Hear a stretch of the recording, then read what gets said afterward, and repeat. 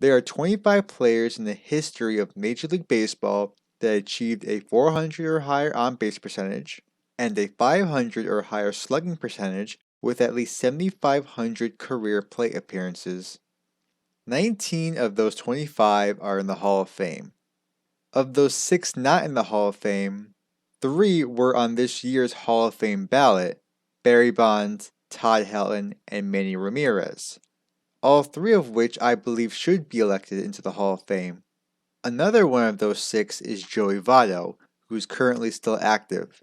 He is another player I believe should be elected into the Hall of Fame once he's eligible. Lastly, there are 2 players left on this list that both dropped off the Hall of Fame ballot on their first year eligible.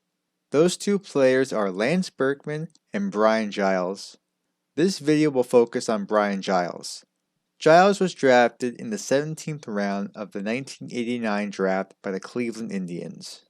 He displayed excellent plate discipline in the first few years of his minor league career, but seemingly showed zero power.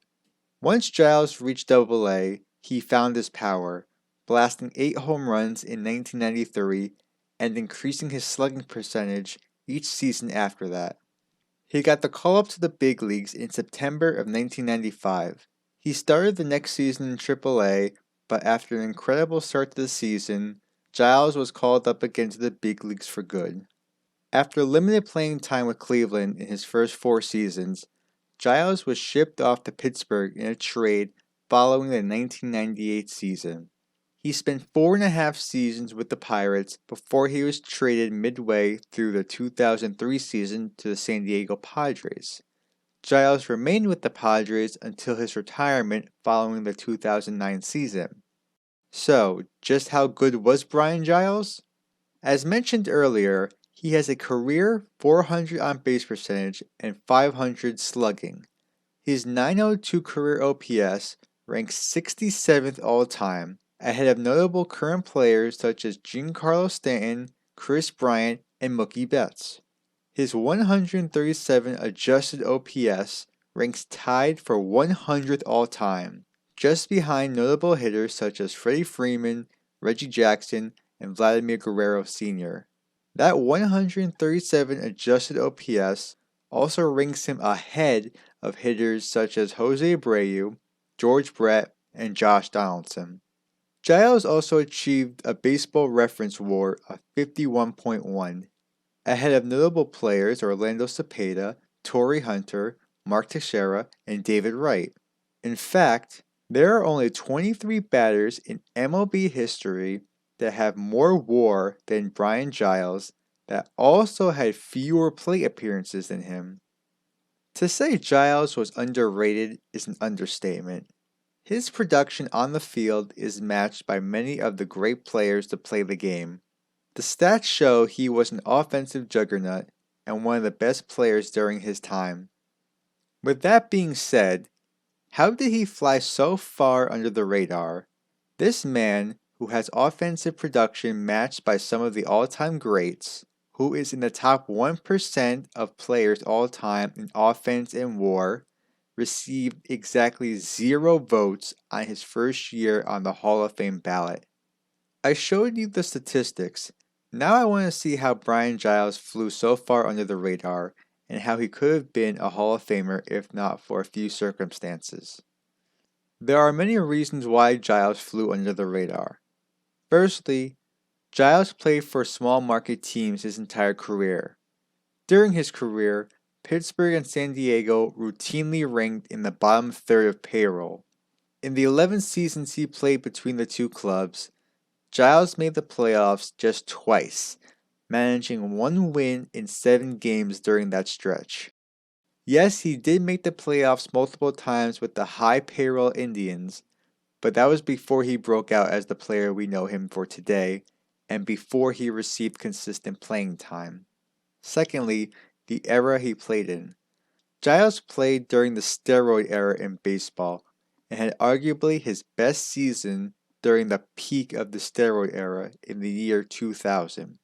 In 4.5 seasons with the Pirates, Giles averaged an OPS over 1, hitting over 150 home runs, achieving an adjusted OPS of 157 and averaging nearly 6 wins above replacement per season.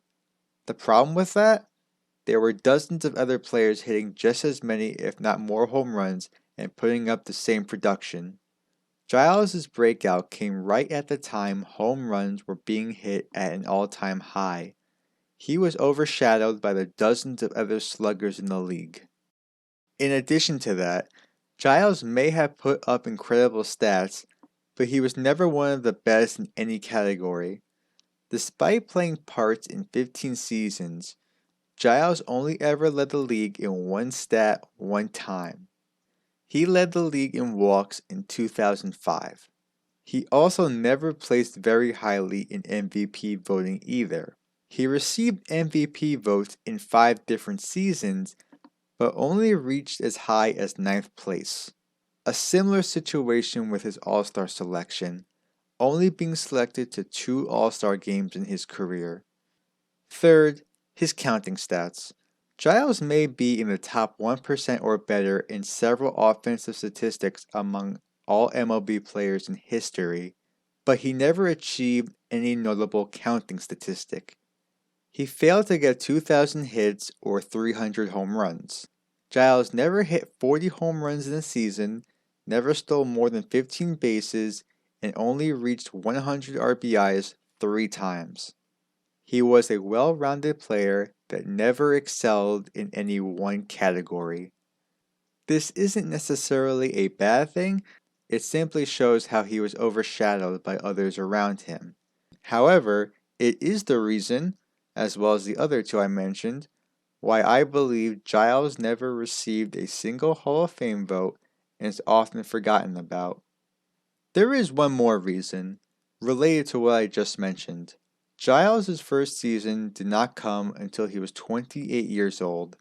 I truly believe if Giles had more playing time, he could have become a Hall of Famer. So I went ahead and did some math. Giles' minor league production really took off in 1993 at age 22.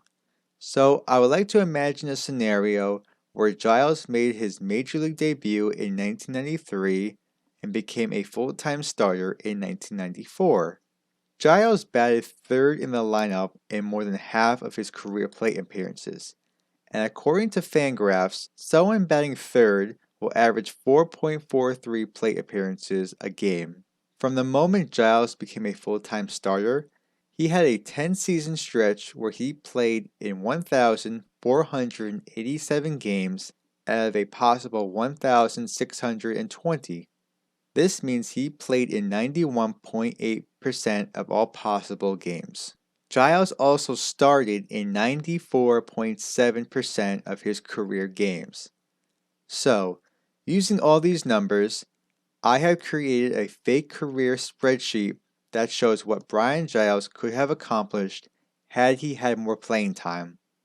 Based off the number of games Giles played in and how many he started, I used that 4.43 plate appearance stat to determine how many plate appearances he would average in a full season and how many games he would play in.